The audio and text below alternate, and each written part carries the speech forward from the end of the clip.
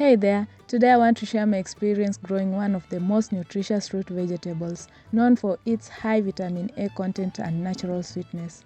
It is recognized for its drought resilience and the majority of farmers cultivate it for subsistence purposes.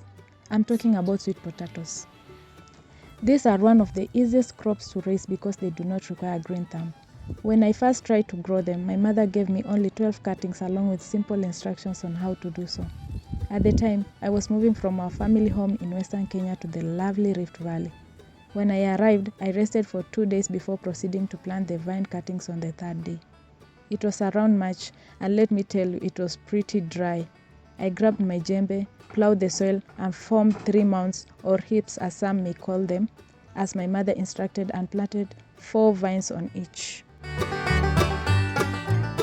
The cultivar she gave me matures 6 months after planting. Hey, look at that, the labor of our hands. 6 months later, I was amazed by the healthy, disease-free harvest that I decided to expand the production by using ridges this time.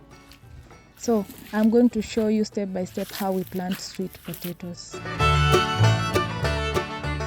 I plowed the soil deeply using a hand hoe to allow for proper root expansion. I made beds approximately 1 meter wide and then used a spade to help form the ridges, about 45 centimeters high, 60 centimeters wide, spaced 1 meter apart.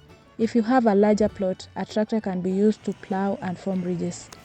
I have to admit that I didn't use manure, but if you have some good, well-decomposed manure, feel free to sprinkle it on the beds before building your ridges. The reason why I chose ridges is that I'm still in the trial and error stage. This location has a high population of rats and is flat, therefore I know mounds are the best option.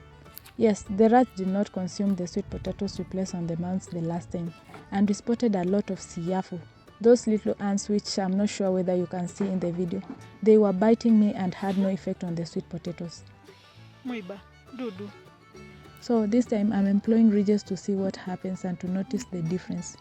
Before planting, I collected vine cuttings from an old sweet potato field, selecting young and robust plants. This is because cuttings from the young vines yield more than cuttings from older plants. I was able to derive 3 to 4 planting materials from one long vine, carefully noting the head and the tail.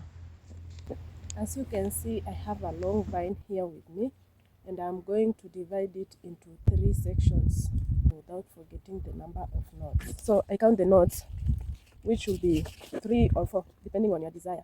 So I chose 3. 1, 2, 3. I cut. I name this side the head as it faces the shoot, and the other side the tail, which faces the root. So the tail section will go into the ground while the head part will remain above the ground. In other words, the vine should be 25 to 40 centimeters long and have 3 to 4 nodes. I planted my sweet potatoes as a monocrop, but you can also intercrop them with cereals. Before planting, I make sure that the ridges are hydrated and I prefer to plant in the evening. I plant the vine cuttings at a 45-degree angle, about 30 centimeters apart, with the base of the vines facing the center of the ridge. Ensure that the vines are 2/3 buried in the soil, leaving the top a third exposed.